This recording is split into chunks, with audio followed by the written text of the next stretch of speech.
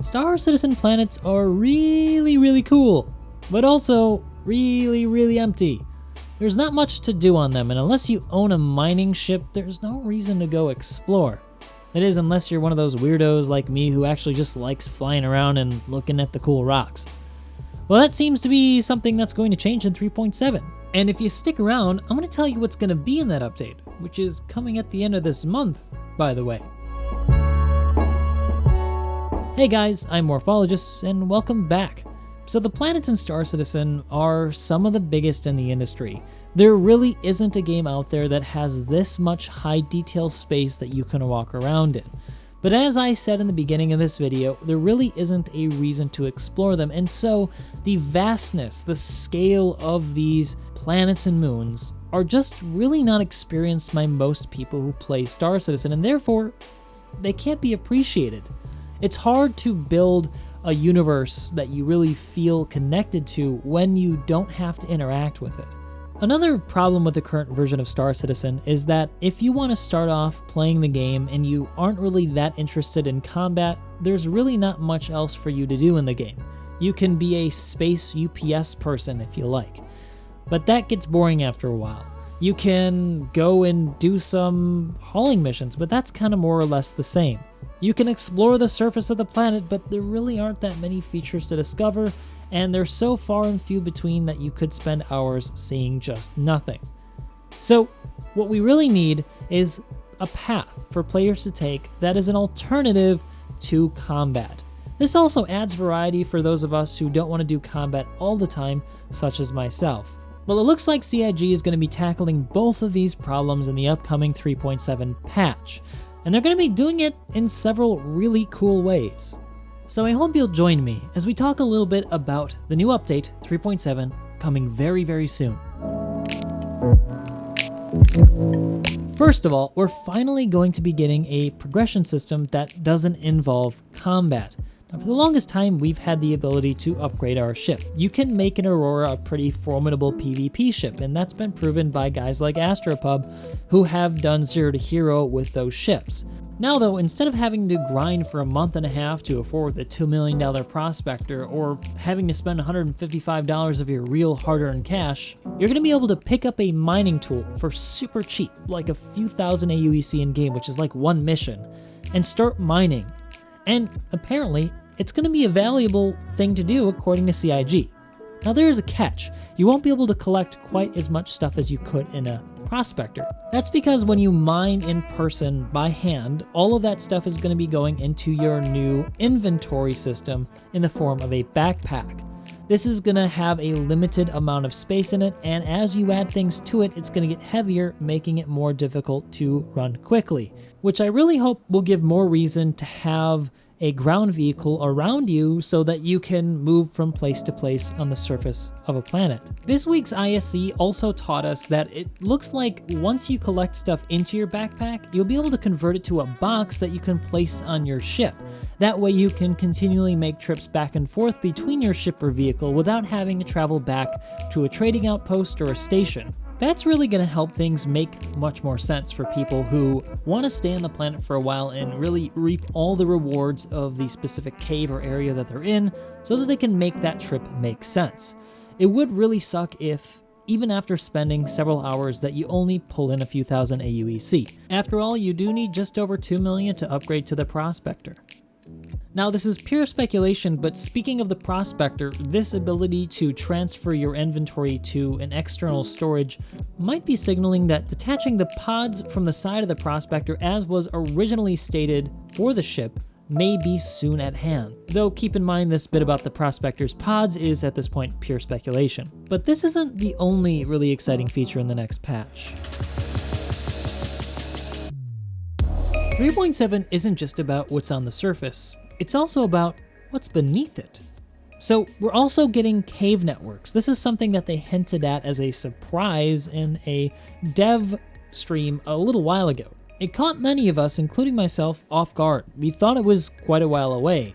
But when they updated the roadmap this month, they added it into the next patch. And apparently it's almost done. So pretty much a sure thing we're going to be seeing this at the end of this month. Now, from what they've said, we're going to have a lot of things that we can do in these caves. There are going to be missions that you can go do where you got to kill NPCs, but also it looks like you're going to be able to mine really valuable resources in these caves, stuff that you can't get with a prospector because the ship just can't fit. This can also be really cool for people who like exploring because there is an exploration part to this game. So if you're into that, this is a new thing for you to go find and check out. Apparently they're supposed to be pretty beautiful, and from the renderings, they do look awesome.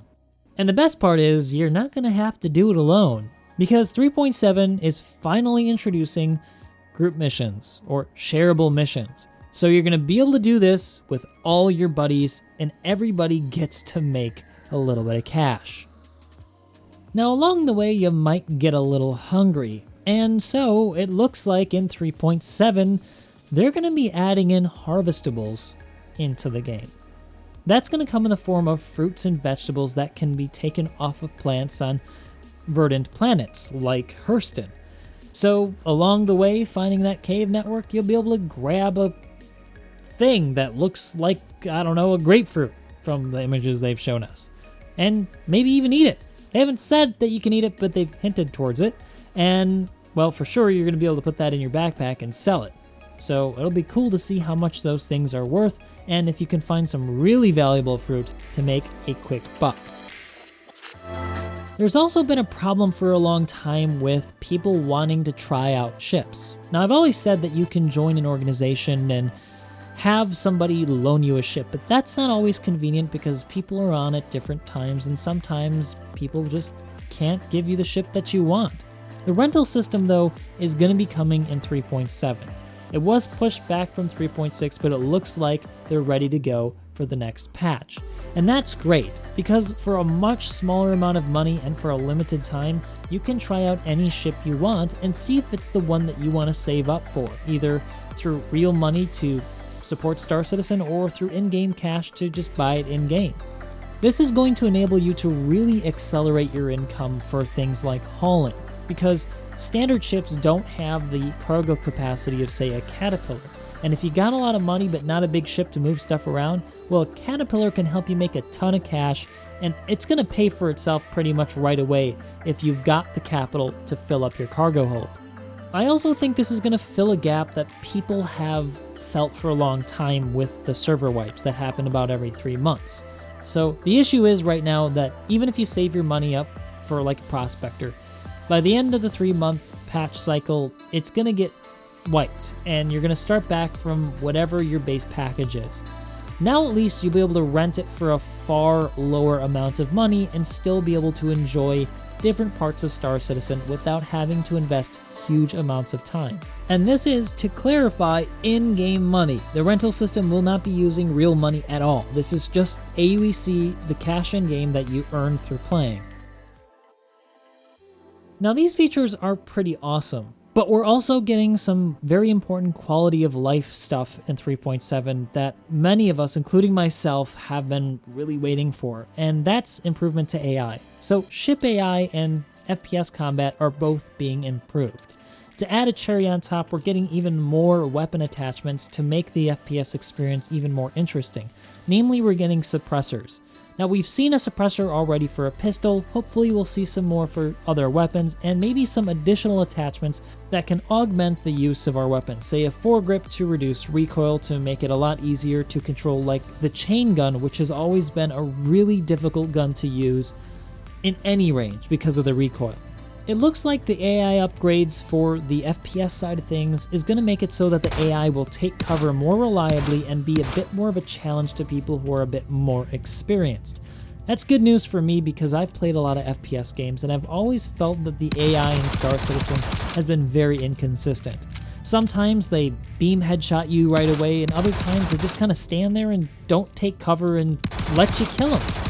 I really hope that this is going to make the FPS combat a bit closer to, say, a game like Escape from Tarkov, where the AI can pose a serious risk. Sometimes you have to treat them almost the same as you'd treat a real player because they can kill you pretty much instantly if you let your guard down. Now, aside from these key features, there are some other really cool things they're adding in this patch, and if you want to see the full notes, you can check out the roadmap, which will be linked down below. They're really, really cool, but the stuff that I've highlighted I think are the most important. Namely because I think it's really important that Star Citizen start to add in some features that are more accessible to players who haven't spent more than $45. I think it's a good idea and a good PR move to focus on the little guys who aren't maybe that into Star Citizen yet, but could be if they could try out more stuff at less expense. Not everybody's a Mr. Moneybags, and that's something that we really need to take into account. Equally importantly though, it's going to add more variety to the game. Now we get to experience the scale of the planet and do something aside from shooting NPCs and other people. We can go down and check out the surface of the planet, maybe find some crashed ships, maybe find a cool cave system where we can score some really expensive material and save up to buy that next ship, or deck out our character or ship with even better weaponry and armor. Ships like the A90 Jump are awesome, and they do add something to the game if you own one. But for the majority of us, we don't have ships like that, and we need other stuff to keep us occupied and interested in Star Citizen. Emergent gameplay is pretty much the only thing that really keeps it afloat at the moment, because playing with friends and other people makes situations a lot more interesting. But if you have something to do on your own, like go mine or explore, it's going to keep people in the game longer and develop more interest in the project, and that can only be good for people who like the game and want to see it succeed. But anyway, guys, I want to know what you think of this new stuff. What do you think of the 3.7 update? Are you looking forward to it? And have you checked out the roadmap? Did you see that in 3.8 we're also getting salvaging through the multi-tool?